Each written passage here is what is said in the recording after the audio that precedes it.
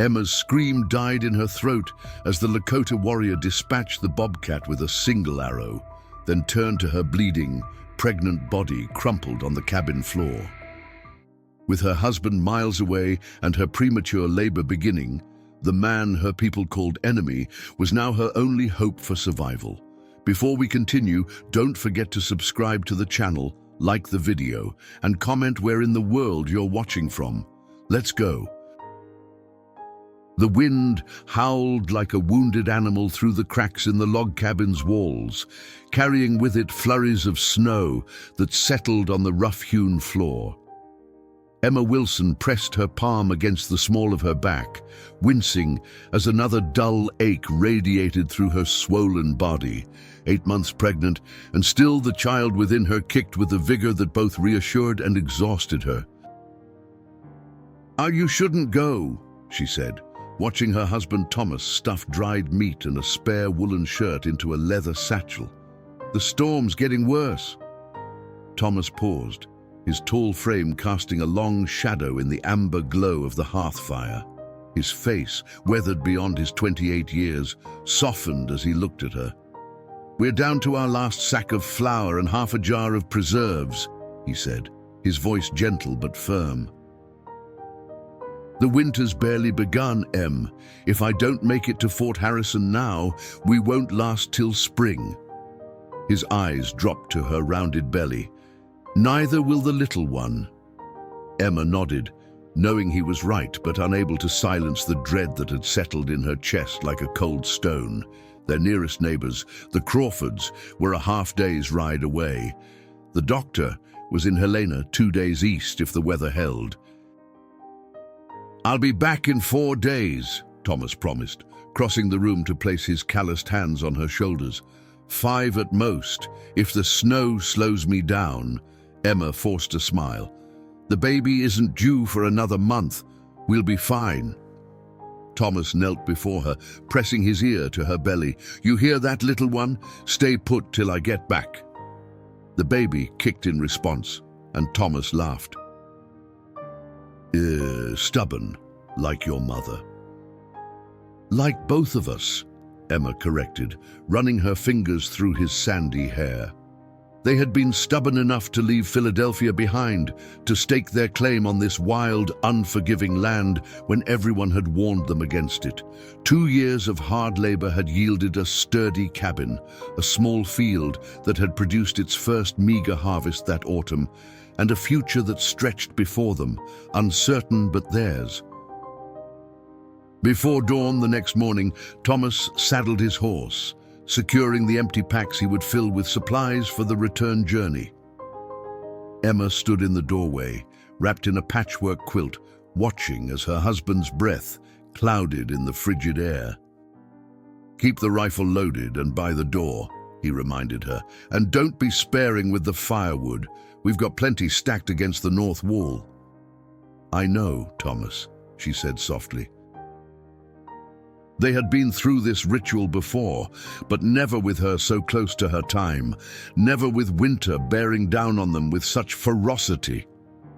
He kissed her then, his lips cold against hers, and mounted his horse. "I love you, Em, both of you." She watched until he disappeared into the swirling white, then closed the door against the biting cold. The cabin seemed suddenly vast and empty without him, the silence broken only by the crackle of the fire and the mournful keening of the wind. Emma moved methodically through her morning tasks, stoking the fire, preparing a simple breakfast of cornmeal mush. She hummed as she worked, an old lullaby her mother had sung to her, finding comfort in the familiar melody. 3 miles away, as the crow flies, Swift Deer crouched in the shelter of a dense pine grove, his breath a ghost in the winter air. At 35, he had seen the white settlers push farther into Lakota hunting grounds with each passing season. Where once his people had roamed freely, following the buffalo and the changing moons, now there were boundaries, invisible lines drawn on paper that meant nothing to the earth but everything to the men who claimed to own it. Swift Deer had been born in a time of relative peace, but his youth had been marked by increasing conflict. His father, a respected medicine man, had taught him the healing ways, how to find the plants that cured fever and stopped bleeding, how to set broken bones, how to bring new life safely into the world. These skills had earned him respect among his people and had occasionally bridged the divide between the Lakota and the settlers when sickness or injury superseded suspicion. The elders of his band had chosen to avoid direct confrontation with the newcomers, moving their winter camp farther into the mountains, away from the scattered homesteads. But Swift Deer continued to hunt in these familiar forests, watching as the settlers cleared land and built cabins that would not move with the seasons. He had observed the Wilson homestead from afar, the young couple who worked from sunrise to sunset, the woman whose belly had grown round with child over the moons. He had seen the man ride out alone that morning, heading east toward the white man's fort. The tracks in the snow told Swift Deer what he needed to know. Deer had passed through recently, heading toward a clearing where they might paw through the snow for winter grass. Food had grown scarce as the cold deepened. His people needed meat to survive the long months ahead. Swift Deer moved silently through the forest, following the tracks, his moccasins leaving barely a print in the fresh snow. He carried his bow and a quiver of arrows, his knife secured at his waist. The hunting was poor this season, the game driven deeper into the mountains by the encroaching settlements, but he was patient and skilled. As he traveled, Swift Deer felt the land speak to him in ways the settlers seemed deaf to.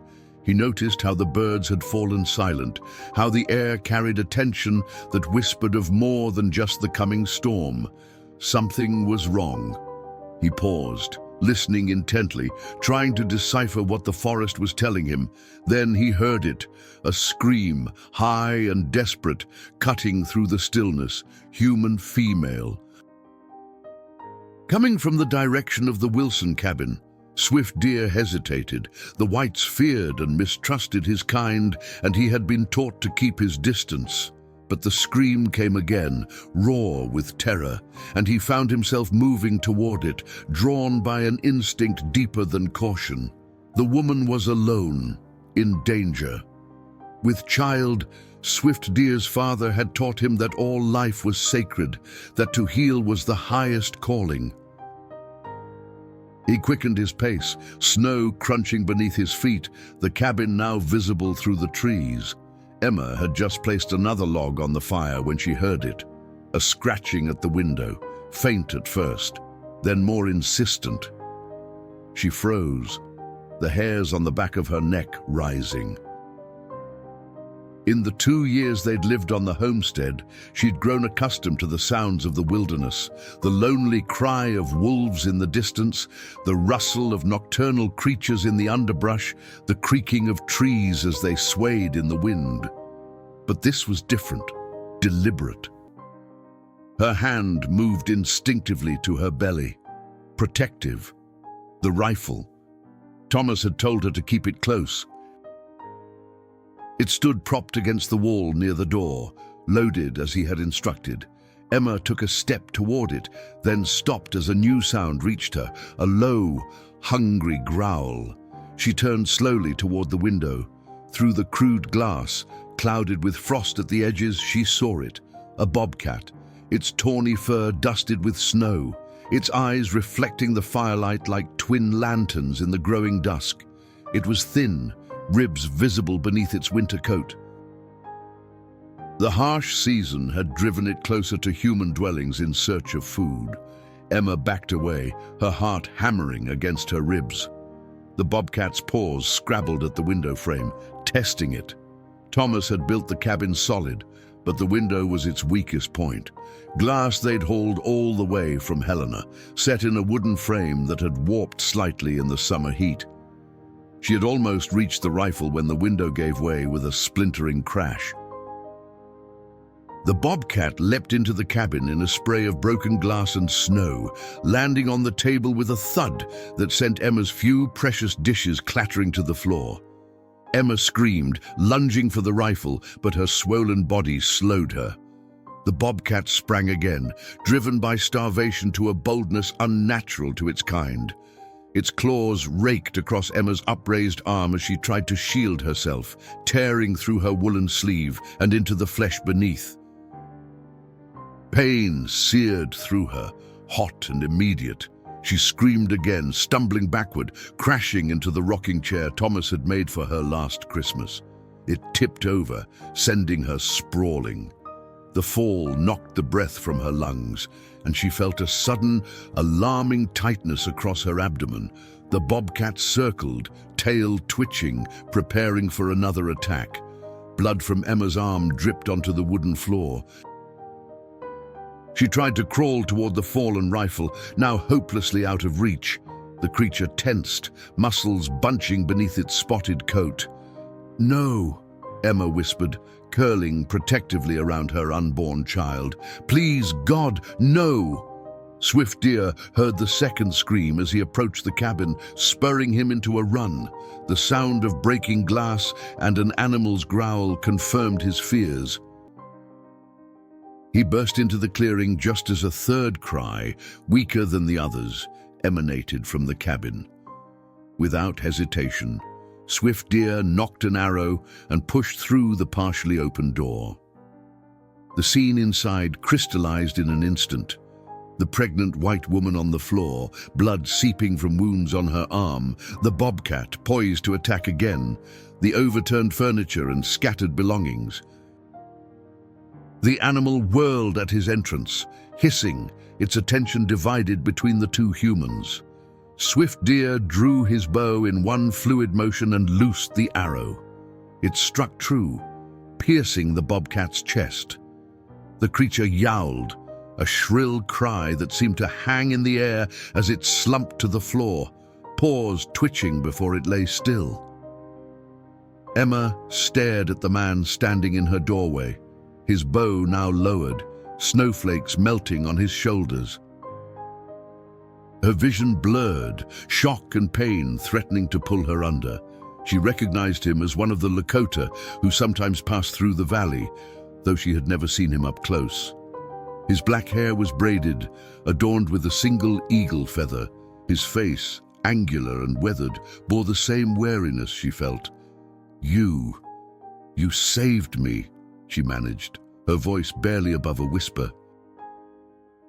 Swift Deer approached cautiously, his dark eyes moving from her face to her wounded arm, then to her belly. He could see that her skirts were darkening with moisture. Her water had broken. The child was coming, too soon, brought on by the shock and fall. He knelt beside her, setting his bow aside. "I help," he said in halting English, one of the few phrases he had learned in his limited interactions with settlers. Emma's eyes widened, fear mingling with desperation. Thomas was gone.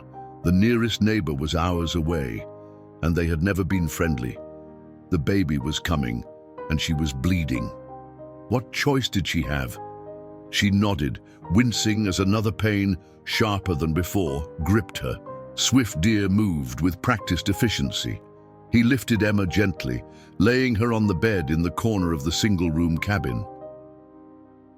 He found clean cloths in a chest and pressed them against her wounded arm, stemming the bleeding. Then he built up the fire, filling the cabin with much-needed warmth. Emma watched him through a haze of pain and confusion. She had heard stories about the savagery of Indians, whispered warnings from other settlers, but the man before her moved with a healer's deliberate care. "The baby!" she gasped as a contraction seized her. "It's too early." Swift Deer nodded, understanding. He had helped deliver many children among his people, but never had he attended a white woman, alone in her cabin while her husband was away. If the child died, or the mother, he knew who would be blamed, yet he could not leave. The storm was worsening, howling around the cabin like a living thing. The woman's labor had begun, and the nearest white doctor was days away.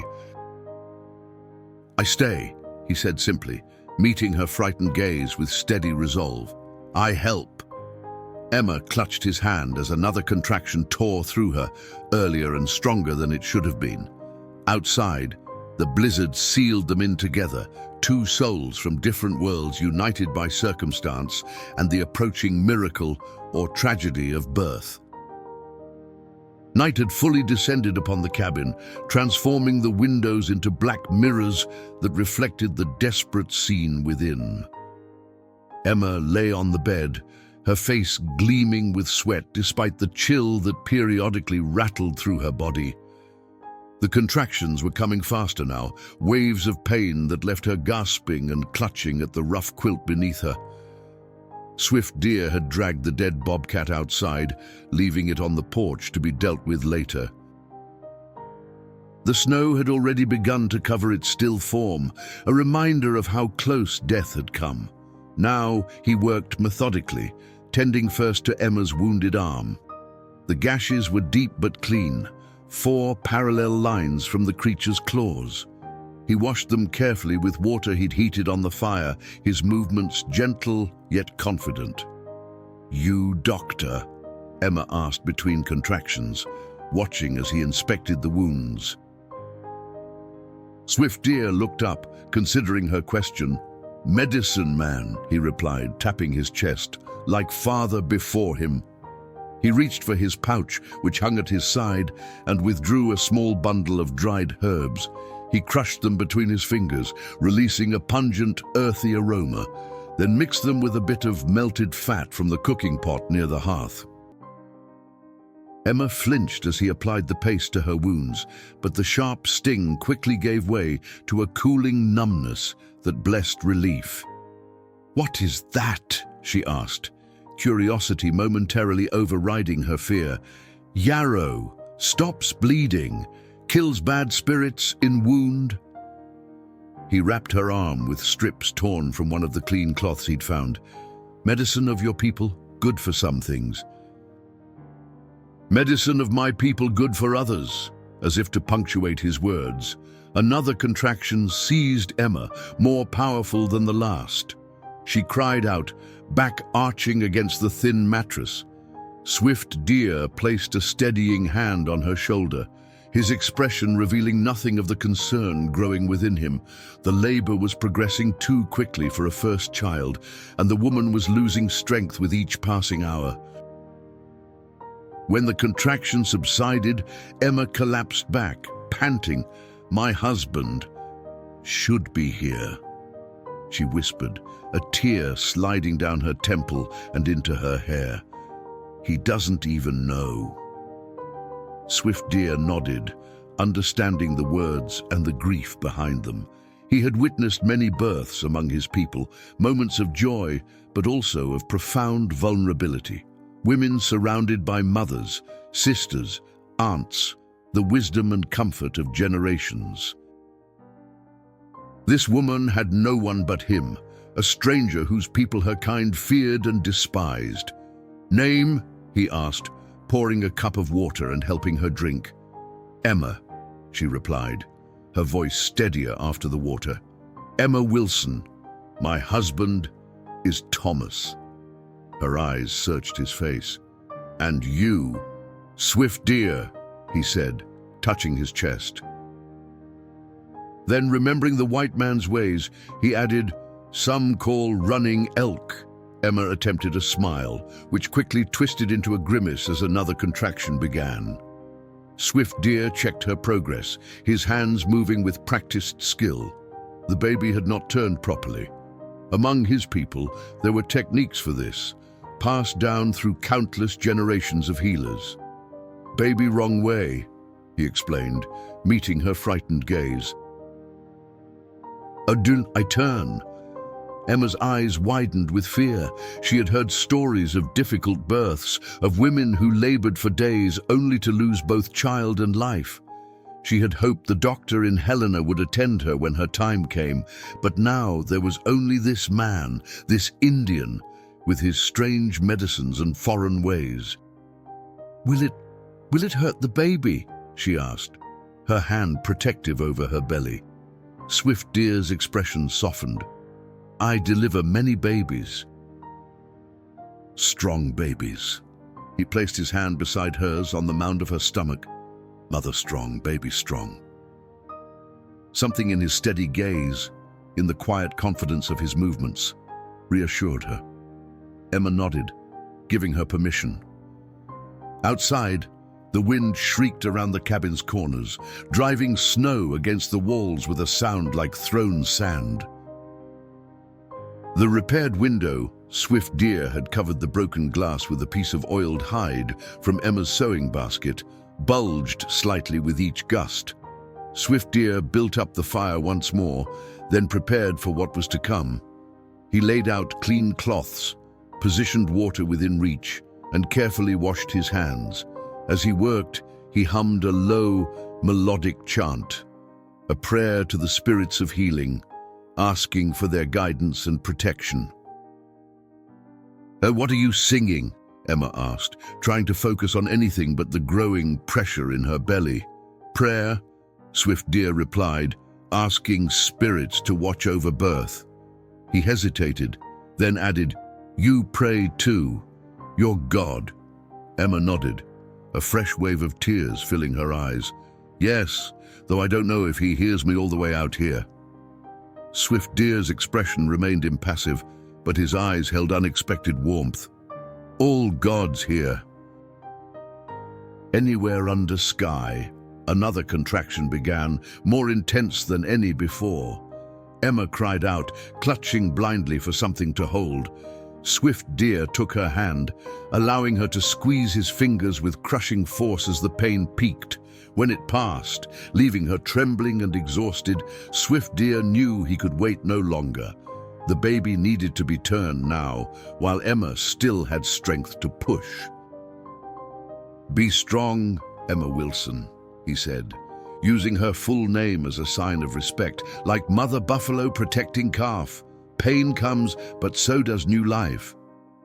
Emma nodded, bracing herself. Swift Deer placed his hands on her abdomen, feeling for the position of the child within. With careful, precise movements, he began to apply pressure, guiding the baby into the proper position for birth. Emma bit her lip until she tasted blood, fighting against the urge to scream as Swift Deer worked. The pain was different from the contractions, a deep, twisting sensation that seemed to rearrange her insides. Swift Deer's face remained focused, sweat beading on his forehead despite the winter chill. He spoke softly in his native tongue, words of encouragement and instruction that Emma couldn't understand but found strangely comforting nonetheless. Finally, he nodded, satisfaction evident in his expression. Good. Baby turned. Now we wait. Emma collapsed back against the pillows, exhausted but relieved. Thank you, she whispered, the words inadequate for what she felt. Swift Deer inclined his head in acknowledgement. Outside, the storm continued its assault, but within the cabin, a fragile trust had begun to form between two people who, under any other circumstances, would have remained forever apart. 5 miles away, in a larger cabin built on cleared land, Sarah Crawford paused at her kitchen window, flour-covered hands stilling on the dough she was kneading. Through the swirling snow, she could see the distant plume of smoke rising from the Wilson place. It was thicker than usual, the sign of a fire built higher and hotter than normal. Jeremiah, she called to her husband, who sat mending a harness by the fire. The Wilson chimney's smoking something fierce. Thought Thomas rode out this morning. Jeremiah joined her at the window, squinting through the darkness. He did. Passed by here at dawn. Said he was headed to Fort Harrison for supplies. His brow furrowed. Emma must have built up the fire to keep warm. Storms getting worse. She shouldn't be alone out there, not in her condition, Sarah said, worry evident in her voice despite the coolness that had existed between the two women.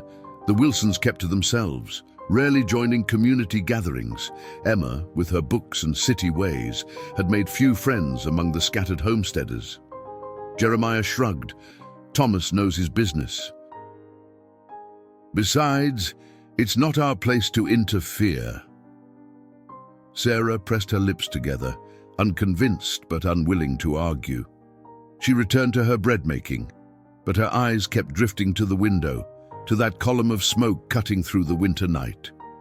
In the Wilson cabin, another hour had passed in a haze of pain and brief respites. Emma lay with her eyes closed during one such lull, gathering strength for what was to come. The contractions were closer now, each one stronger than the last. "Tell me of your home," Swift Deer said suddenly, breaking the silence as he wrung out a cloth in cool water and placed it on her forehead. Emma's eyes fluttered open, surprised at the request. "Philadelphia," she said, the name itself conjuring images of cobblestone streets and brick buildings, a world away from this wilderness. "It's a city in the east. My father was a printer. We had a house with glass windows in every room and gaslights on the street corners." Swift Deer nodded, encouraging her to continue as he checked her progress. "I met Thomas at a Quaker meeting," she went on, finding that talking helped distract her from the pain and fear. "My parents didn't approve. He was a carpenter, not educated like them, but he had dreams of land, open space, a place of our own." She smiled faintly. "And I was tired of the city's noise, the soot, the smallness of that life. So we married and came west." Another contraction began to build. Emma gritted her teeth, breathing as Swift Deer had instructed her, in through the nose, out through the mouth, slow and steady. "Your people," she gasped when it had passed. "Where are they now?" Swift Deer's hands stilled momentarily. "Winter camp, higher mountains." He gestured to the northwest. "Away from settlements, safer there, but you're here," Emma observed, studying his face in the firelight. "I hunt, I heal, I watch." He met her gaze directly. "Many moons, I see your cabin. See you, your husband, working hard." A ghost of a smile touched his lips. "You sing when you work. Old songs." Emma flushed, surprised and slightly embarrassed that this man had observed her private moments from afar. Then another thought struck her. "Ah, you could have left me," she said quietly. "When you heard me scream, many would have." Swift Deer's expression grew solemn. "Great Spirit sees all actions. No honor in leaving mother and child to die."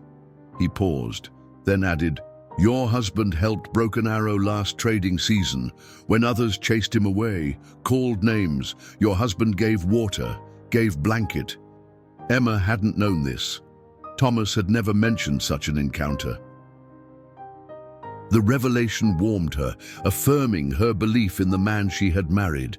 The moment was broken by another contraction, more powerful than any before. Emma couldn't suppress her scream, the sound tearing from her throat as the pain peaked and held. "Baby comes soon," Swift Deer announced, his voice calm but urgent. "Must push when I say." Emma nodded, her face contorted with effort. Swift Deer positioned himself at the foot of the bed, guiding her knees apart, his manner professional and detached, despite the intimacy of the situation. Outside, the wind had shifted, driving the snow horizontally against the cabin's western wall. The temperature had dropped further, and frost patterns spread across the intact windows like delicate ferns. A mile away, Jeremiah Crawford saddled his horse, despite his wife's protests. "You'll freeze before you get halfway there," Sarah argued, holding a lantern as he worked. "Something's not right," Jeremiah insisted. "That smoke's too black, too much, could be a chimney fire." He swung into the saddle, pulling his scarf over his nose and mouth. "I'll just check, then come straight back." As he rode into the teeth of the storm, Emma Wilson screamed again, a primal sound that cut through the howling wind. Swift Deer had prepared everything, clean cloths laid out, water boiling, a sharp knife sterilized in the flames. He had attended many difficult births among his people, but never with so much at stake. If the woman died or the child, he knew the blame would fall on him. The white man's justice was swift and merciless toward his kind. "Now, Emma," he instructed as the next contraction built. "Push now." Strong like buffalo, Emma bore down with all her remaining strength, the veins in her neck standing out with the effort. Swift Deer's hands were steady, his voice a constant, reassuring presence through the haze of pain. "See head," he announced. "Hair like fire, push again." Emma gathered her courage, drawing on reserves she didn't know she possessed. "One more push," she told herself. "One more for my child." With one final desperate push, Emma felt something give way. A strange emptiness followed. Then Swift Deer was moving quickly, his hands cradling a tiny, slippery form. "Girl child," he announced, his voice softer than Emma had yet heard it, but something was wrong. The cabin remained silent, lacking the indignant wail of a newborn's first breath. Emma struggled to raise herself on her elbows, panic surging through her exhaustion. "And why isn't she crying?" she gasped. "What's wrong with her?" Swift Deer did not answer immediately, his face set in intense concentration. He laid the infant on a clean cloth, quickly wiping mucus from her mouth and nose. The baby's skin had a bluish tinge, her tiny chest still. "Too early," he murmured, more to himself than to Emma. "Too small." Emma felt her world narrowing to a pinpoint of anguish. After everything, the isolation, the attack, the pain of birth, to lose her child now seemed a cruelty beyond bearing. "Please," she begged, tears streaming down her face. "Please, save her." Swift Deer bent close to the infant's face, listening, watching.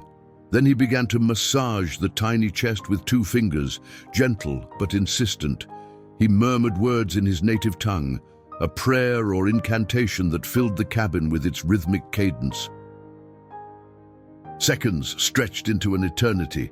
Emma could hear her own heartbeat thundering in her ears, could feel the weight of despair pressing down upon her. Then, a miracle, a small, stuttering gasp, followed by another. The infant's chest rose and fell, once, twice. Swift Deer continued his ministrations, now rubbing the baby's back in small circles. Suddenly, a thin cry pierced the air, weak but unmistakably alive. Emma collapsed back against the pillows, relief washing over her in a wave that left her trembling. "Thank God," she whispered. "Thank God." Swift Deer wrapped the tiny girl in a clean cloth, holding her close to preserve her fragile warmth. "Strong spirit," he said approvingly, "fought to stay." He placed the swaddled infant in Emma's arms. She gazed down at her daughter's face, heart swelling with a love so fierce it bordered on pain. The baby was impossibly small, with a dusting of coppery hair across her crown and skin still mottled from birth, but her eyes, when they fluttered open briefly, were alert and dark, knowing eyes, old soul eyes. "She's beautiful," Emma breathed, tracing a finger along the perfect shell of her daughter's ear. Swift Deer nodded in agreement, then turned his attention back to Emma. The afterbirth still needed to be delivered, and she had lost more blood than was safe.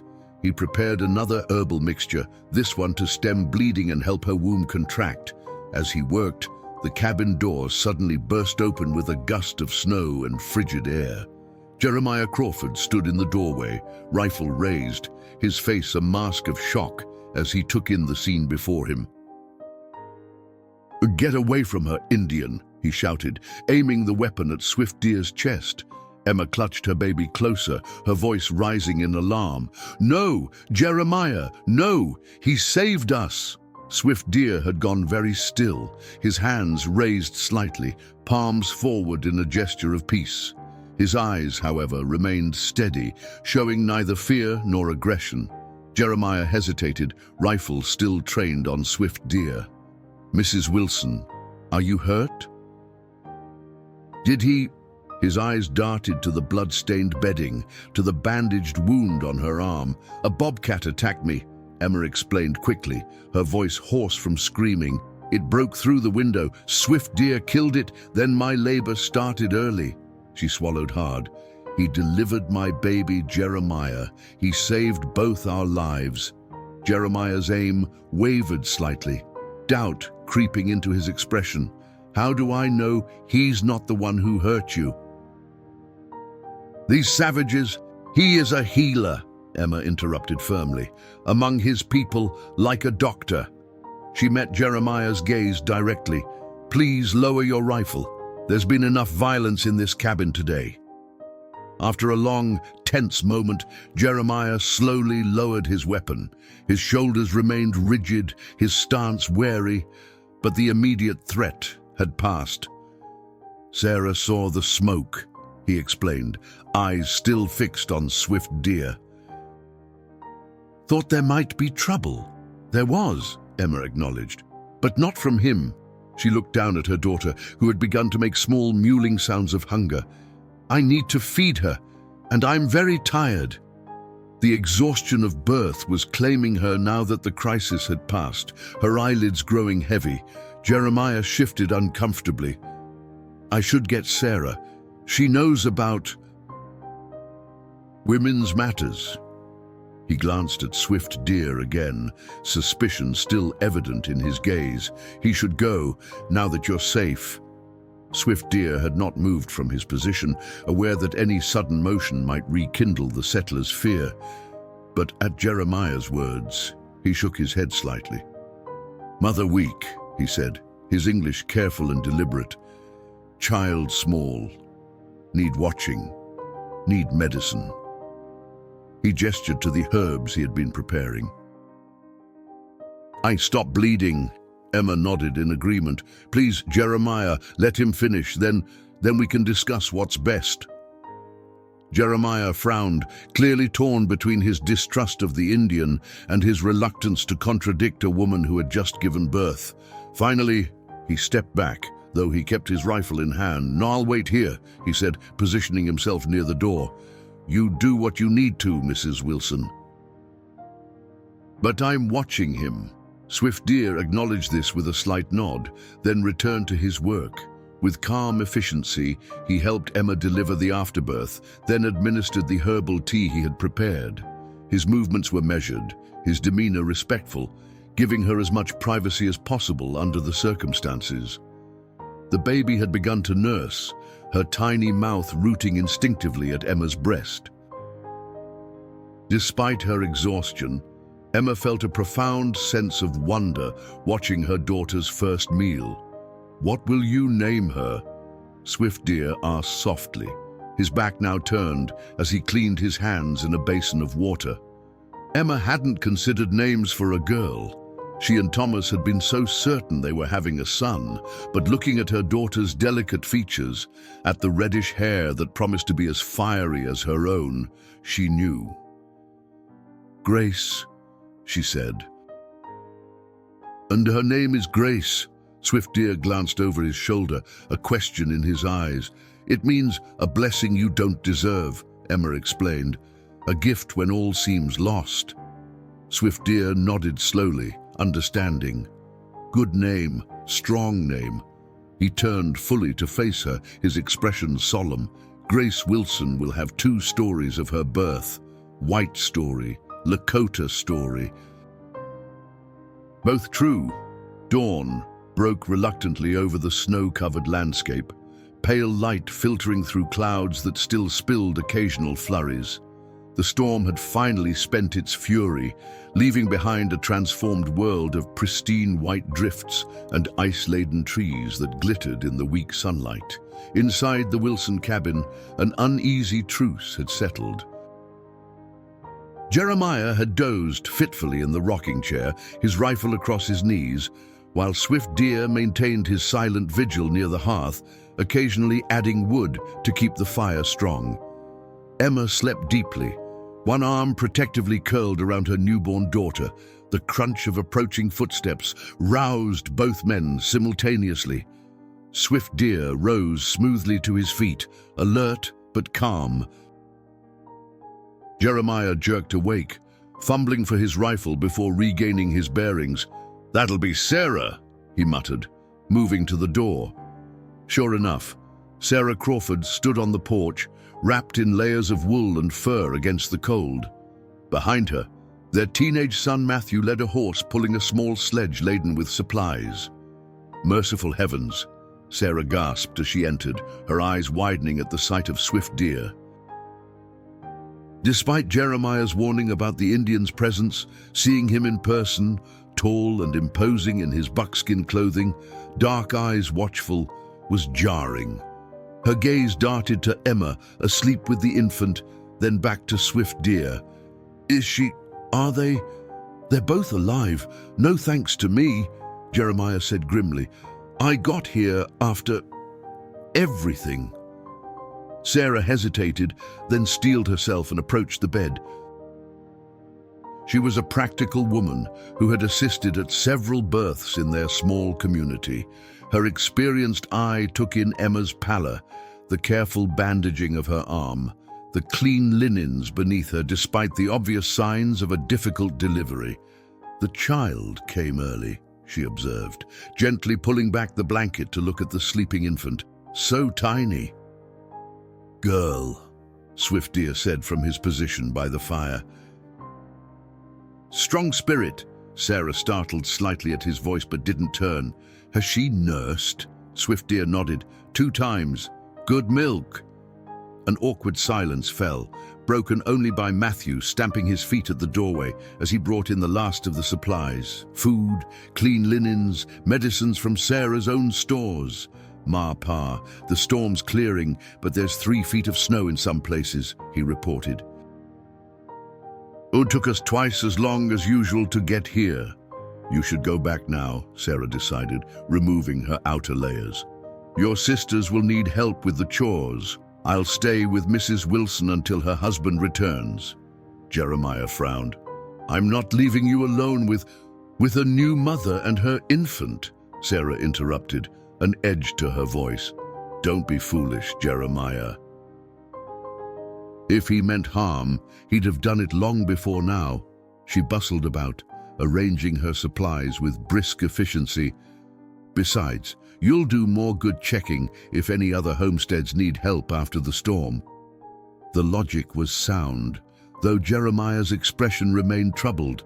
He conferred quietly with his wife in the corner while Matthew stared openly at Swift Deer, curiosity overcoming his initial wariness. Emma stirred, her eyes fluttering open.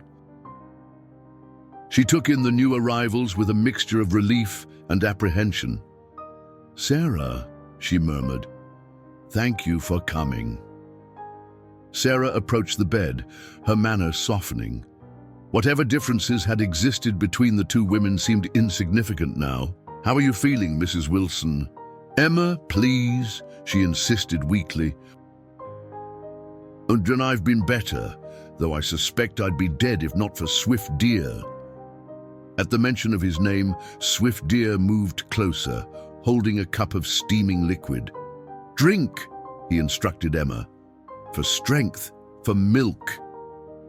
Sarah watched with narrowed eyes as Emma accepted the cup without hesitation. "What is that brew?" "Healing tea," Swift Deer replied.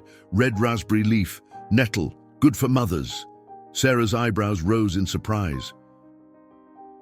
These were the same herbs she used herself for women after childbirth. Perhaps sensing her interest, Swift Deer reached into his medicine pouch and showed her the dried leaves, explaining in his limited English which was which. Jeremiah, watching this exchange with increasing discomfort, finally cleared his throat. "We should be going, Matthew. Daylight's wasting." He approached Emma's bedside awkwardly. "Mrs. Wilson, Emma. Thomas should be back tomorrow if the trails are passable. We'll check on you again before nightfall." After they had gone, the cabin seemed suddenly larger, quieter. Sarah moved with practiced ease, heating water, preparing a simple broth for Emma, checking the baby's swaddling. "She's a beautiful child," Sarah commented, genuine warmth in her voice as she cradled Grace briefly while Emma adjusted her position. "What will you call her?" "Grace," Emma replied, smiling tiredly. "Her name is Grace." Sarah nodded approvingly. "A fine Christian name." She glanced at Swift Deer, who had retreated to his spot by the fire. "And you say he delivered her?"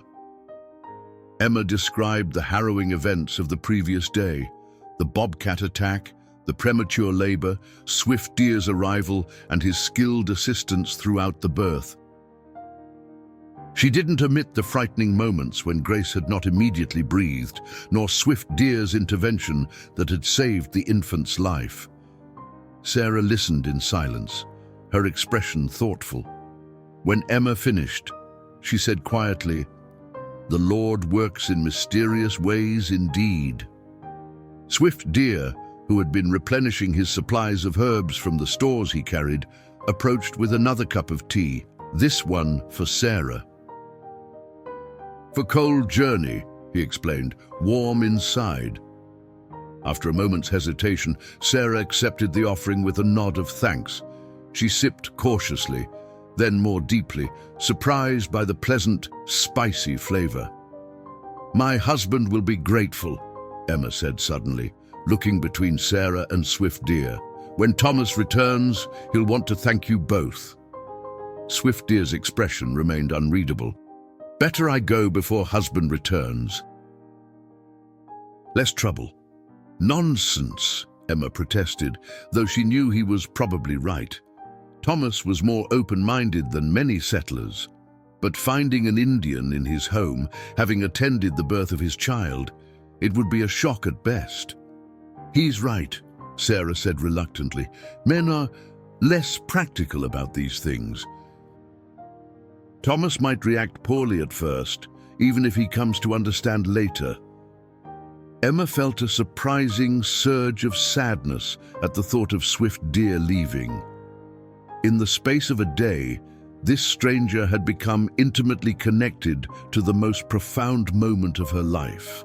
The idea that he would simply vanish, becoming at most an uncomfortable anecdote in Grace's birth story, seemed wrong somehow. "Will you tell me," she asked Swift Deer, "what your people do when a child is born? Are there ceremonies? Blessings?" Swift Deer seemed surprised by the question, but after a moment's consideration, he nodded. "Child born, mother and baby stay in special lodge. 4 days, no touching ground. Then naming ceremony. Family gives gifts. Old ones tell stories of ancestors so child knows where she comes from." His eyes grew distant. "My father would bless new babies with sage smoke, sweet grass, paint special marks for protection." "That's not so different from our christenings," Sarah observed, surprising both Emma and herself with the comparison, "except for the 4 days part." "All people welcome new life," Swift Deer said simply. "All people want children safe, strong." The baby began to fuss, her tiny face scrunching up as she awakened.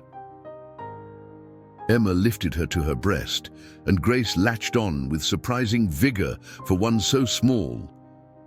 "She has your hair," Sarah noted with a smile, "though I imagine it will darken as she grows." Emma stroked the downy copper fuzz on her daughter's head. "I hope it stays bright, like sunrise." She looked up at Swift Deer. "What would your people call her?" "A child born in winter, with hair like fire." Swift Deer considered for a moment, his expression softening as he gazed at the nursing infant. "Zizi," he said finally. "Red gift." Thomas Wilson pushed his exhausted horse through drifts that reached the animal's chest in some places. The journey to Fort Harrison had been difficult. The return was proving nearly impossible. The blizzard had transformed familiar landmarks into alien formations of white, forcing him to rely on instinct and the occasional glimpse of the mountains when the clouds briefly parted. His saddlebags were heavy with supplies: flour, coffee, salt, ammunition, even a small jar of preserved peaches that had cost him dearly but would bring a smile to Emma's face. The thought of her alone in their cabin, waiting for him, gnawed at his conscience. He should never have left her, not with the baby so close, not with winter settling in so fiercely, but they needed the supplies to survive until spring. "Just a few more miles, boy," he encouraged his horse, patting its frost-crusted neck. "We'll both have a warm stable soon." The animal snorted, breath clouding in the frigid air, and plodded onward. Thomas estimated they were about an hour from home if the trail remained passable. The storm had finally moved east, leaving behind a brittle, crystal-clear day. The sun glinted blindingly off the snow, forcing Thomas to squint as he scanned the horizon for the first glimpse of chimney smoke that would signal home. When it appeared, a thin grey line rising straight into the blue sky, Thomas felt a surge of relief so powerful it nearly brought tears to his eyes.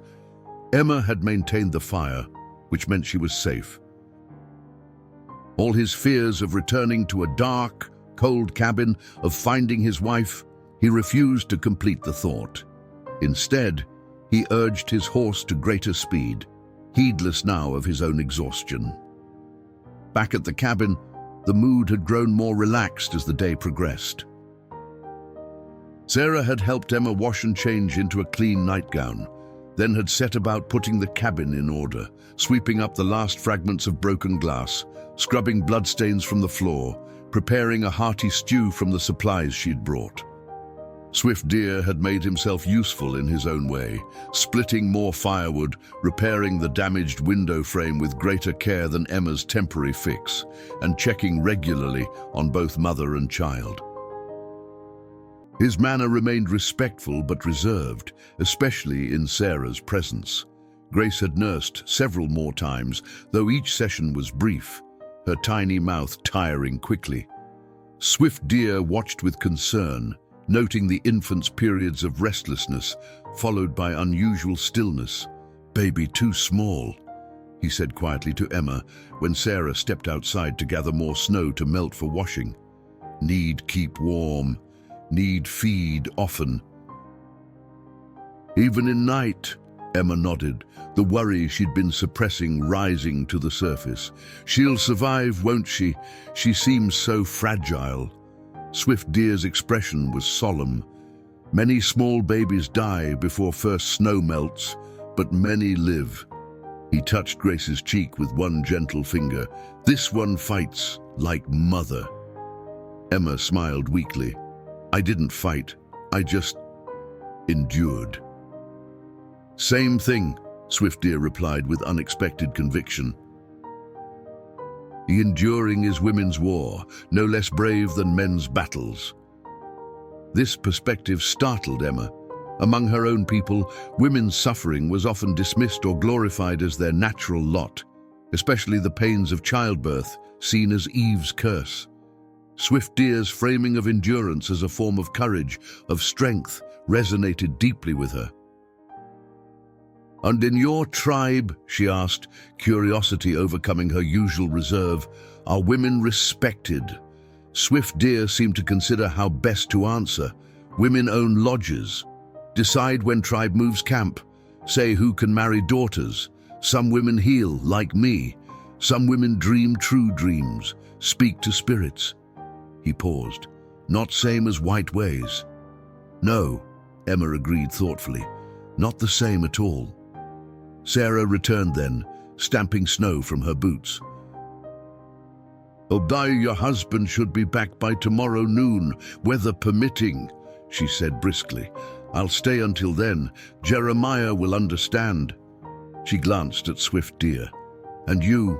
Will you go back to your people now? Swift Deer shook his head. Baby needs watching one more night. Sarah raised an eyebrow but didn't argue. Instead, she busied herself preparing an evening meal for the three adults, moving around Emma's kitchen with comfortable familiarity. As dusk approached, Emma noticed Swift Deer growing increasingly alert, his head tilting occasionally as if listening for something beyond the cabin walls. "What is it?" she asked during a moment when Sarah was occupied with the stove. "Horse coming," he replied, rising to his feet in one fluid motion. "One rider," Emma's heart leapt. "Thomas, so soon?" Swift Deer nodded, his expression unreadable. "Man rides hard. In hurry." Sure enough, a few minutes later, the sound of hoofbeats became audible to everyone in the cabin. Sarah wiped her hands on her apron, looking anxious. "That'll be him, then. Earlier than expected." Emma struggled to sit up straighter, wincing at the soreness that permeated her body. She cradled Grace close, a mixture of joy and apprehension flooding through her. How would Thomas react to all that had happened in his absence? Swift Deer had moved to the far corner of the cabin, his posture tense but dignified. He made no move to leave, though his eyes tracked to the rifle that still leaned against the wall where Jeremiah had left it. The hoofbeats stopped abruptly, followed by the sounds of a man dismounting, boots crunching in snow, the cabin door flying open. Thomas Wilson stood on the threshold, snow crusting his beard and eyebrows, his face red from cold and exertion. For an instant, he seemed frozen in place, taking in the scene before him. His wife in bed with an infant in her arms, Sarah Crawford at the stove, and a Lakota man standing silently in the corner, wearing a knife at his belt. "Emma!" Thomas's voice cracked with confusion and alarm. His hand moved instinctively toward the pistol at his hip. "Thomas, wait!" Emma called out, her voice stronger than it had been all day. "It's not what you think." "Please, let me explain." Sarah stepped forward, her practical nature asserting itself. "Mr. Wilson, your wife has been through an ordeal. The baby came early, during the storm. You have a daughter." Thomas's eyes widened, darting between Emma and the bundle in her arms. "A daughter?" he repeated, momentarily distracted from the presence of the stranger. "Yes," Emma confirmed, her face softening with love as she looked down at Grace. "Her name is Grace. She's small but strong." She looked back up at her husband, her expression pleading. "And she's alive because of Swift Deer." Thomas's gaze snapped back to the Lakota man, wariness returning. "What's he doing here?" Swift Deer remained perfectly still, his hands visible at his sides, his eyes meeting Thomas's directly, but without challenge. "A bobcat attacked me after you left," Emma explained, words tumbling out in her haste to diffuse the tension. "It broke through the window. I was alone, terrified. Swift Deer heard my screams. He killed the animal, but I was already injured." She gestured to her bandaged arm. The shock brought on the labor months too early. Thomas took a half step forward, his expression a storm of conflicting emotions. "You were hurt." "And the baby?" "Swift Deer delivered her," Emma continued. "She wasn't breathing at first. He saved her life, Thomas, and mine. He knew what to do when no one else was here to help." Thomas looked utterly lost, the reality before him so far from anything he could have imagined finding upon his return home. "It's true, Mr. Wilson," Sarah confirmed, her tone matter-of-fact. "By the time Jeremiah and I arrived, he had tended to your wife's wounds, delivered the child safely, and kept them both warm and alive through the worst of the storm. The Lord sent him to your door, though it may seem strange to say so." Thomas's hand slowly dropped from his pistol. He removed his snow-encrusted hat, holding it awkwardly before him like a shield. His eyes moved from Swift Deer to Emma and the baby, then back again. "You saved my family," he asked finally, his voice rough with emotion. Swift Deer nodded once, solemnly. "Your wife strong, child fighter." He gestured toward Grace. "Red hair like sunrise." Thomas moved to Emma's bedside, kneeling beside her to look at his daughter for the first time. His weathered face softened in wonder as he took in the tiny features, the delicate fingers no bigger than matchsticks, the wisp of copper hair. "She's beautiful," he whispered, one calloused finger gently touching Grace's cheek. He looked up at Emma, eyes shining with tears. "And you? Are you truly well?" "I will be," Emma assured him, her own eyes damp. "Thanks to Swift Deer." She reached for Thomas's hand, squeezing it tightly. He stayed when he could have left. He helped when others might have turned away. Thomas rose slowly, turning to face Swift Deer. The two men regarded each other across the cabin, the settler and the Lakota, representatives of worlds in conflict, brought together by chance and choice in this most intimate of human moments. "Then I owe you a debt I can never repay," Thomas said finally, his voice steady and sincere. An uncomfortable silence filled the cabin after Thomas's declaration. Such a debt between white settler and Indian was unprecedented in these parts, acknowledged aloud even less so. Sarah busied herself at the stove, giving the men space to navigate this unexpected territory. Swift Deer broke the silence with characteristic directness. "No debt. Any man with honor would help woman, child." He gestured toward the hanging carcass of the bobcat, now stiff with cold on the porch. "You can have skin." "Good fur." Thomas shook his head, a ghost of a smile touching his lips at the practical offer.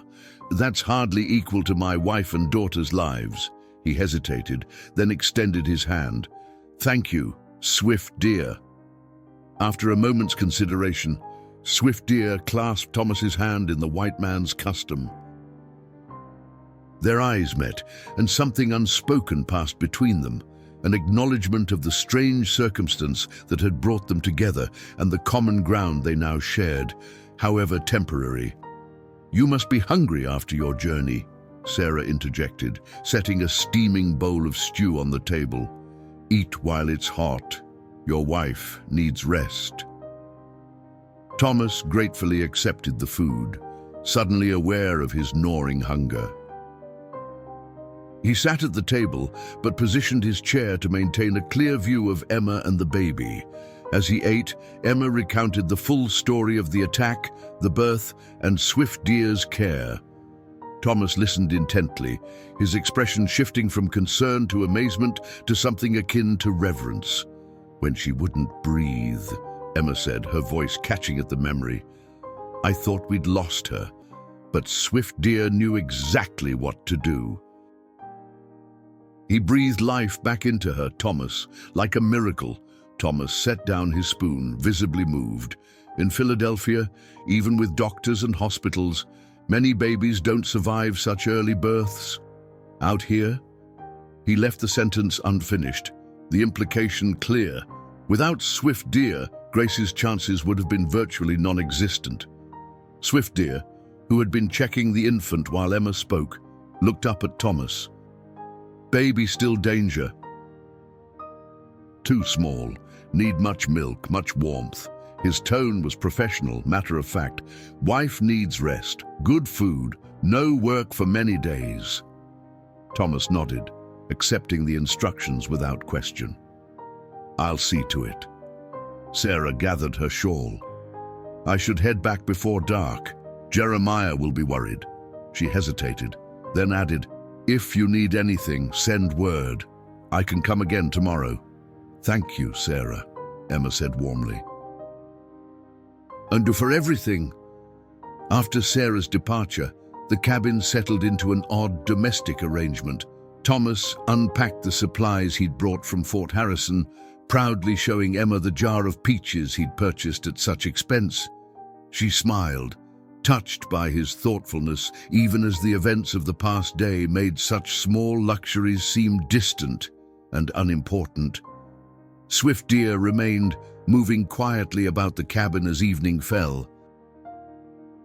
He checked Grace frequently, showing Thomas how to hold her properly against his chest for warmth, how to support her tiny head. The Lakota's knowledge of newborn care clearly extended beyond the delivery itself. "Your people's babies," Thomas ventured cautiously. "Are they often born so small?" Swift Deer considered the question. "Sometimes. Hard winters, little food, mothers get sick." He demonstrated how to clear Grace's nose when she struggled to breathe. Small babies sleep with mother, always touching, day and night. Emma, watching from the bed, was struck by how easily the two men conversed about her daughter's care, the strangeness of their situation temporarily overshadowed by the immediate concerns of keeping Grace alive and thriving. As night deepened, Thomas insisted that Swift Deer take the only chair for sleep while he made a pallet on the floor near Emma's bed. Swift Deer accepted with a nod of thanks, but remained awake long after the couple had dozed off, keeping watch over the infant who had slipped into a too-quiet sleep. Sometime in the night, Emma awoke to find Swift Deer holding Grace close to his chest, humming a low, melodic chant as he paced the floor. The baby had been struggling again, her breathing shallow and labored, without waking Thomas, who had finally succumbed to exhaustion after his grueling journey. Swift Deer had taken the infant, massaging her tiny back and chest as he had during those first critical moments after birth. "Is she?" Emma whispered, fear clutching at her heart. Swift Deer nodded reassuringly. "Better now. Lungs need help sometimes." He returned Grace to Emma's arms. "Feed again, even if sleeping," Emma did as instructed, gently rousing her daughter to nurse. Grace latched on weakly, taking only a small amount before drifting back to sleep. "Will she survive?" Emma asked, voicing the fear that had lurked beneath her joy since Grace's birth. Swift Deer's expression was grave, but not without hope. 3 days. "If she lives 3 days, chances better." He sat on the edge of the bed, his voice low to avoid waking Thomas. "I've seen smaller babies live, become strong children. Because of your medicine." He shook his head slightly. "Because of mothers who don't give up, who keep baby warm, keep feeding, keep talking." He touched Grace's tiny hand with one finger, and the infant reflexively gripped it. "See? She wants to stay." The intimacy of the moment, this man who had seen her at her most vulnerable, who had literally held her daughter's life in his hands, struck Emma profoundly. In the quiet darkness of the cabin, cultural differences seemed to recede, leaving only two humans connected by their concern for a new life. "Your people," she asked softly, "what do they think of you helping settlers?" Swift Deer was silent for so long that Emma thought he might not answer. Finally, he said, "Some understand, some don't. My father taught, healing is for all who need, not just Lakota." "And what happened to your father?" A shadow crossed Swift Deer's features. "Soldiers killed him 3 winters ago." "A fort raid." His voice remained even, but Emma could sense the deep wound beneath his words. He healed soldier's child month before, did not matter when fighting came. Emma closed her eyes, pain constricting her chest that had nothing to do with her physical condition. "I'm sorry," she whispered. "So sorry." Swift Deer merely nodded, accepting her sympathy without comment. After a moment, he rose and returned to his chair by the fire, ending the conversation. Morning arrived, with weak sunlight and the sound of hoofbeats, multiple riders approaching the cabin. Thomas woke instantly, Years of frontier living having honed his senses, he moved to the window, peering through the frost-edged glass. "It's Jeremiah," he reported, "and Reverend Marshall, and—" His brow furrowed. "Half the settlement looks like." Swift Deer stood silently, his posture alert but resigned. He had known this moment would come, when private gratitude would collide with public prejudice, when the simple human connection established within these walls would be tested against the harsh realities of the wider world. Emma struggled to sit up, clutching Grace protectively. "Why are they here?" "Did Sarah tell them?" "News travels fast," Thomas said grimly, "especially news of an Indian living under a white man's roof." He turned to Swift Deer. "They won't understand, not like we do." Swift Deer nodded once, acknowledging this truth. "I go out back, avoid trouble." "No," Thomas said firmly, surprising both Swift Deer and Emma with his vehemence. "You saved my family. You're a guest in my home." His jaw set in a stubborn line that Emma recognized well. "I won't have you slinking away like you've done something wrong." The riders had reached the cabin now, their voices audible through the walls. Jeremiah's distinctive baritone rose above the others, apparently arguing with Reverend Marshall. Thomas squared his shoulders and moved to the door. "Wait here," he instructed Swift Deer. "Let me talk to them first." He stepped outside, closing the door behind him. Through the window, Emma could see the confrontation unfolding. Thomas standing on the porch, arms crossed, facing down nearly a dozen men on horseback. Their voices rose and fell, too muffled to make out specific words, but the tone was clear. Accusation met with defense, demands countered with refusal. Swift Deer watched the scene with an impassive expression that revealed nothing of his thoughts. Only the slight tension in his shoulders betrayed his awareness of the danger the situation presented. "They won't hurt you," Emma said, trying to sound more certain than she felt. "Not in our home. Not after what you did for us." Swift Deer turned to her, his dark eyes reflecting centuries of broken promises and misplaced trust.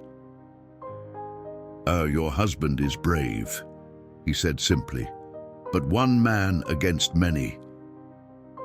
He let the implication hang in the air between them. The confrontation on the porch grew heated, voices rising sharply against the stillness of the snow-covered landscape. Emma could see Thomas gesturing emphatically, his stance wide and unyielding before the mounted men. Reverend Marshall, a gaunt figure in black, appeared to be leading the opposition, his finger jabbing the air to punctuate whatever demands he was making. "I should go," Swift Deer said quietly, reaching for his pouch. "My presence brings danger to your family." "No!" Emma replied with unexpected fierceness, shifting Grace to one arm so she could grasp Swift Deer's wrist with her free hand. "You're the reason we have a family to protect." The door burst open, admitting Thomas along with a gust of cold air. His face was flushed with anger, but his eyes held determination rather than defeat. "They want you gone," he said bluntly to Swift Deer. "The Reverend's convinced half the settlement you've bewitched us or some such nonsense. Says it's unholy, having you under our roof." Emma made a sound of outrage, but Thomas held up a hand. "I told them exactly what happened, how you saved Emma from the BOBCAT, delivered Grace, kept them both alive when no one else would have helped." His voice softened slightly. "Jeremiah and Sarah backed me up. They've seen with their own eyes what you did here." Outside, the murmur of voices continued, though the most strident tones had quieted somewhat. "What do they want?" Emma asked, clutching Grace closer. "Would the Reverend wants Swift Deer gone immediately. Says he'll send for soldiers from Fort Harrison if necessary." Thomas's expression hardened.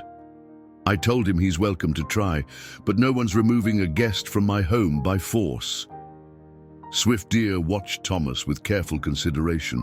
Why risk this? For me? Thomas ran a hand through his hair, clearly wrestling with complex emotions. Because it's right, he said finally. Damn, because we owe you a debt that can't be measured, and because I won't be the kind of man who accepts help when desperate, then turns his back when it's inconvenient. A faint sound from Grace interrupted the moment, a whimpering cry that quickly strengthened into a more robust wail than she had yet produced. All three adults turned to the infant in surprise. "And that's the strongest she's cried," Emma marveled, adjusting her position to better comfort her daughter. Swift Deer's face relaxed into what might almost have been a smile. Good sign, lungs growing stronger. Thomas moved to the bedside, his expression softening as he gazed at his daughter. Then, making a sudden decision, he gently lifted Grace from Emma's arms. "What are you doing?" Emma asked, alarmed. "Showing them the truth," Thomas replied grimly, wrapping the infant more securely against the cold. "Sometimes seeing is the only way to understanding." Before either Emma or Swift Deer could protest, Thomas had returned to the porch, this time with his tiny daughter cradled against his chest. His voice, when it came, carried clearly through the cabin walls. "This is my daughter, Grace," he announced to the assembled men. Born 2 days ago in the worst blizzard we've seen in years. Born too small, too early, barely breathing." He paused, letting his words sink in. "She lives because of the man you want me to send away. My wife lives because of him." The silence that followed was absolute, broken only by Grace's continued cries, small but insistent, a declaration of presence in a world that had nearly rejected her before she'd even fully entered it. Reverend Marshall's reedy voice finally broke the silence. "The Lord works in mysterious ways, Thomas, but using a savage as his instrument, that savage has a name," Thomas interrupted forcefully. "Swift Deer. He's a healer among his people, and he knows more about bringing life into this world than any of us here. The Indian wars aren't even cold in their graves," another voice argued. "Jensen, who'd lost a brother at Little Bighorn. How can you trust one of them in your house, with your wife, your child?" Thomas's response was measured but firm. "Because he's earned it. Because when he found my wife bleeding and in labor, he didn't see a settler's wife. He saw a woman in need, a human being." He adjusted Grace in his arms, her cries now settling to whimpers. "That's more Christian charity than some who call themselves followers of Christ have shown." The rebuke hung in the air. Reverend Marshall's face darkened with anger, but Jeremiah Crawford spoke up before he could respond. "It's true," Jeremiah confirmed, nudging his horse forward. "I came upon them after the birth. If Swift Deer had meant harm, he could have done it a dozen times over. Instead, he tended Emma's wounds and delivered the child safely." He glanced at the Reverend. "Sarah says he knew which herbs to use, same as she would have. Says he handled the birth better than she could have." Murmurs rippled through the gathered men. The idea that an Indian's medical knowledge might equal or surpass their own women's was clearly unsettling to some, fascinating to others. "You can't mean to let him stay indefinitely," Jensen persisted, though with less conviction. "He'll stay as long as my wife and daughter need him," Thomas replied, "as long as he chooses to. And anyone who has a problem with that can take it up with me personally." Inside the cabin, Emma exchanged a glance with Swift Deer, who had listened to the exchange with that same inscrutable expression. But something in his eyes had changed, a flicker of what might have been surprise or perhaps respect. "Your husband has courage," he observed quietly. "Speaks truth to his own people. Rare gift." Emma nodded, her throat tight with emotion. Thomas has always been his own man.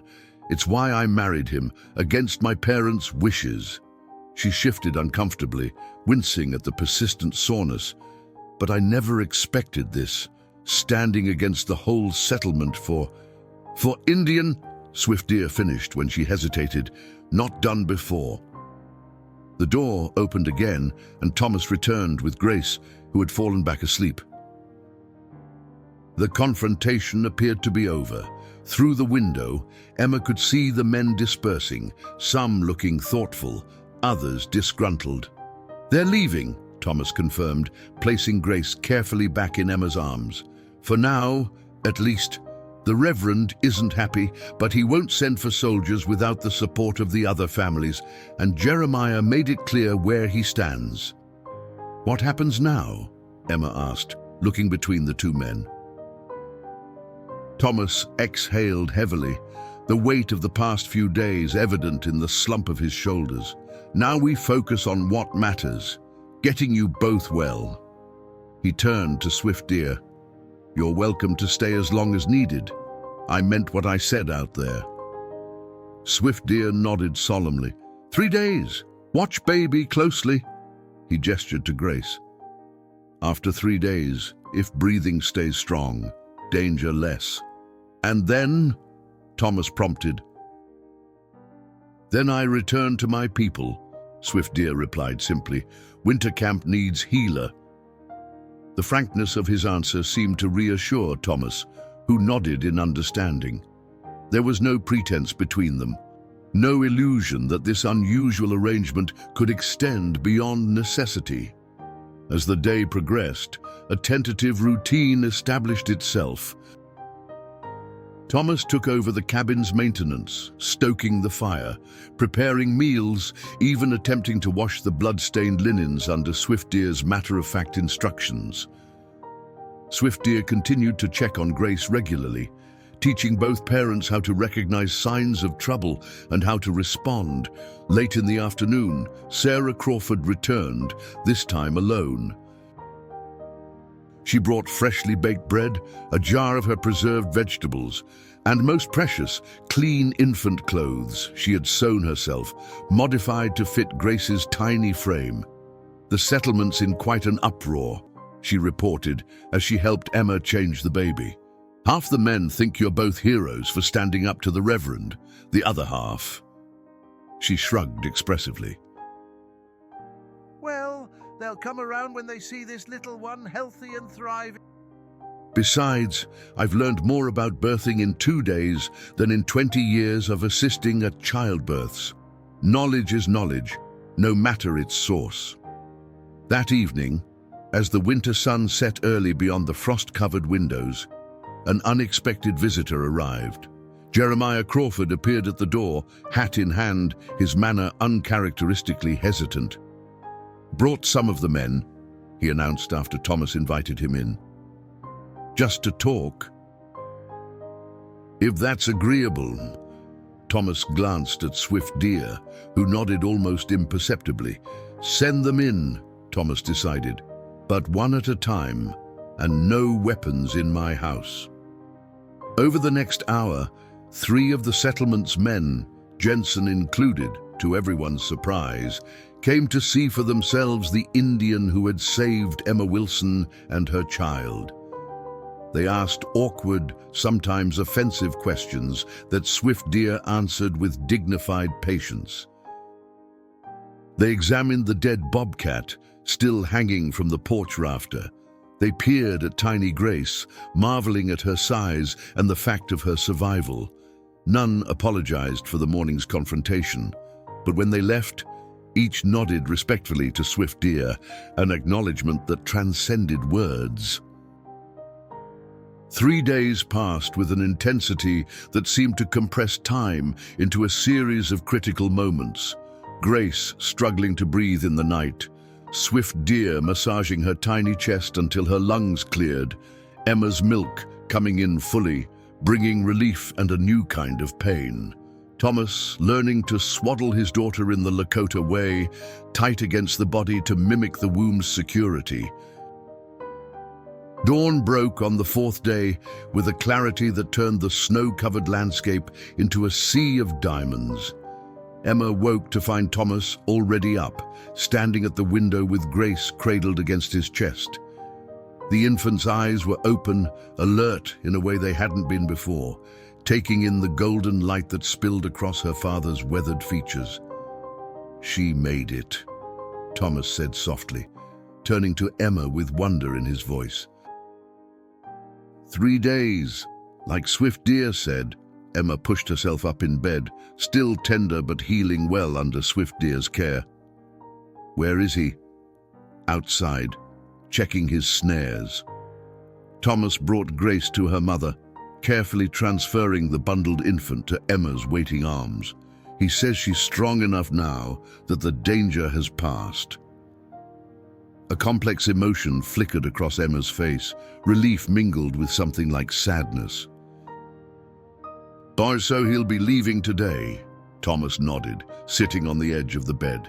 "His people need him, and we—" He glanced around the small cabin that had become a world unto itself these past days. "We need to find our way forward on our own." Swift Deer returned shortly after, carrying 2 rabbits he had caught in the snares he'd set the previous evening. Without comment, he began to prepare them for cooking, his movements efficient and familiar after 4 days of domestic coexistence. Emma watched him from the bed, Grace nursing contentedly at her breast. "Will you tell your people about us?" she asked suddenly. "About what happened here?" Swift Deer looked up from his work, considering the question. "Yes," he said finally, "we'll tell how white woman fought for child's life. How white man stood against own people for what is right." His hands continued their steady work, but his gaze remained on Emma. "Stories important. Make us remember we are human first, Lakota or white second." Thomas, who had been splitting kindling by the fire, paused. "Will they believe you?" A faint smile touched Swift Deer's lips. "Some will, some won't, like your people." He set aside the prepared rabbits. "Always been so."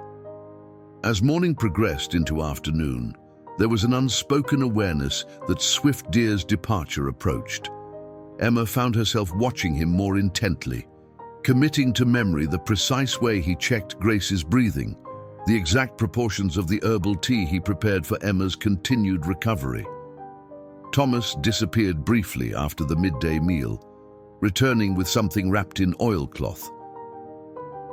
He waited until Swift Deer had completed his final examination of Grace, who now slept peacefully in the small cradle Thomas had crafted months before, anticipating a larger, less fragile infant. "She will grow strong," Swift Deer pronounced, his tone carrying the authority of one who had seen many such struggles for life. "Lungs clear, takes milk well." He turned to Emma. "You heal well also. No fever. Good color." "Because of you," Emma said simply. "We would have died without your help." Swift Deer accepted this truth with a slight nod, neither denying it nor taking particular pride in it. It was, to him, merely what had been necessary.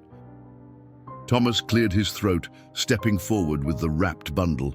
"I have something for you," he said, holding it out to Swift Deer.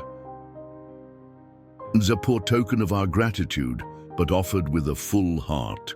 Swift Deer accepted the package and carefully unwrapped it. Inside was Thomas's second-best rifle, not new, but well-maintained and deadly accurate, with a small pouch of ammunition. "For hunting," Thomas explained, "for protecting your people." The gift carried significance beyond its practical value. Weapons were rarely given to Indians by settlers, and never without reservation. It represented trust absolute and freely given. Swift Deer ran his hand along the rifle's barrel, clearly recognizing the magnitude of the gesture. "Big gift," he said quietly. "Small compared to what you gave us," Thomas replied. Swift Deer seemed to come to a decision, He set the rifle carefully aside and reached for the pouch at his waist. From it, he withdrew a small object wrapped in soft deerskin. He approached the cradle where Grace slept and placed the package beside her. "For Red Gift," he said, using the Lakota name he had given her. "When she older, tell her where it comes from, what it means." Emma leaned forward to see what he had left. Thomas gently unwrapped the deerskin to reveal a small amulet, a polished stone of deep red, wrapped in an intricate pattern of sinew and adorned with a single eagle feather, no longer than a finger. "Day protection," Swift Deer explained. "Stone from sacred place, feather from eagle who flies between worlds." His expression grew solemn. "In my tribe, such gift means child has two families. One here." He touched his heart. "One there." He gestured toward the distant mountains where his people wintered. Emma's eyes filled with tears. "We will tell her," she promised. "Everything. How you saved her.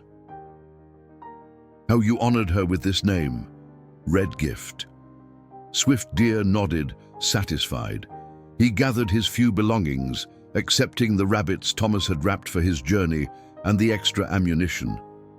At the door, he paused, looking back at the tableau of the small family. Thomas standing protectively near Emma, who held Grace close to her heart. "Your path, my path. Different," he said thoughtfully, "but crossed once, made new path." He touched his chest. "Remember."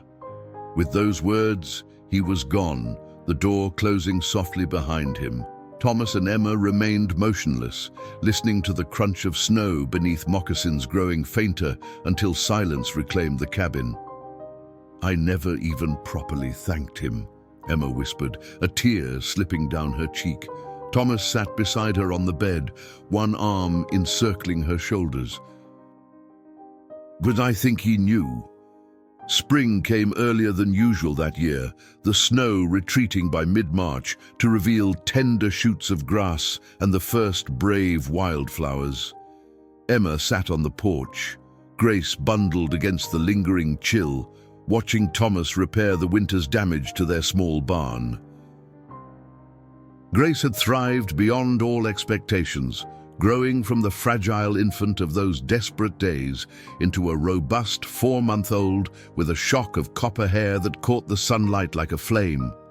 Around her neck, secured by a leather cord Thomas had carefully designed to prevent any risk of choking, hung Swift Deer's amulet, the red stone warm against her skin, the eagle feather dancing in the spring breeze.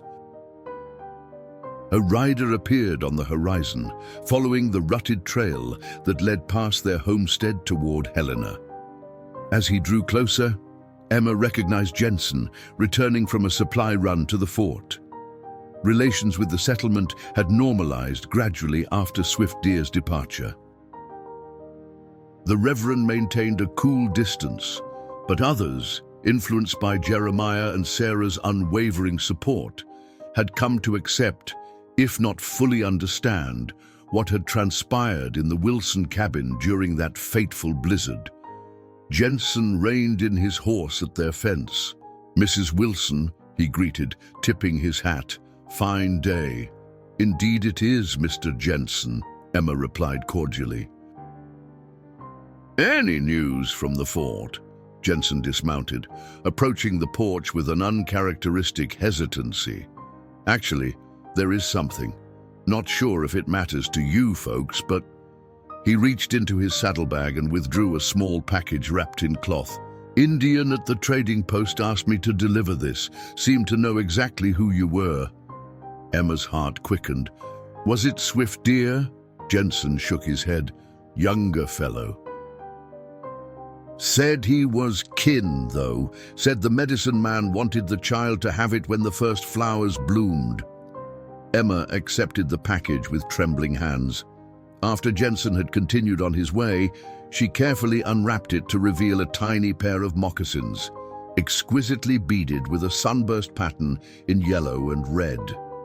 A small pouch of herbs accompanied them, its purpose clear even without instructions, remedies for a growing child's common ailments. That evening, as Thomas gently rocked Grace to sleep, Emma sat at their small table, penning a letter to her parents in Philadelphia. She had written to them after Grace's birth, of course, but had shared only the barest outline of the circumstances.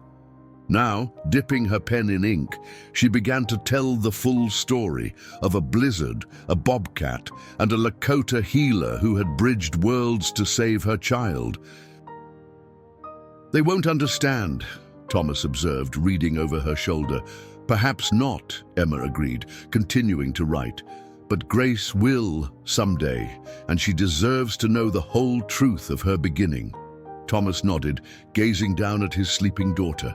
The amulet around her neck caught the firelight, the red stone seeming to glow from within.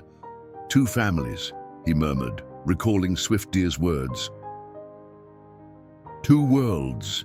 In the distance, beyond the settled lands where plows had begun to turn the spring soil, beyond the fort with its wooden palisades and flags snapping in the breeze, the mountains stood silhouetted against the darkening sky. Somewhere among those peaks, Swiftdeer moved with his people, following ancient patterns of migration as winter released its grip. Perhaps he looked back sometimes, toward the scattered homesteads where a copper-haired child grew stronger each day. Perhaps he told her story around evening fires, the story of Red Gift, born between worlds in a season of storms. And perhaps, in some future yet unwritten, when other storms gathered and choices loomed between conflict and compassion, the memory of those 4 days would remain. A bobcat, a blizzard, a birth. A moment when humanity had trumped hatred, when hands reached across divides thought unbridgeable. A small red stone, a tiny eagle feather, a bridge built in the most unlikely of circumstances, its foundations laid in the miraculous commonality of new life. Grace stirred in her sleep, one tiny hand clutching her father's finger with surprising strength. Outside, the wind shifted, carrying the scent of pine from the distant mountains. Two worlds, not quite touching, yet forever connected by the thin, unbreakable thread of a debt that transcended payment, a gratitude beyond words, and the enduring miracle of a child born between.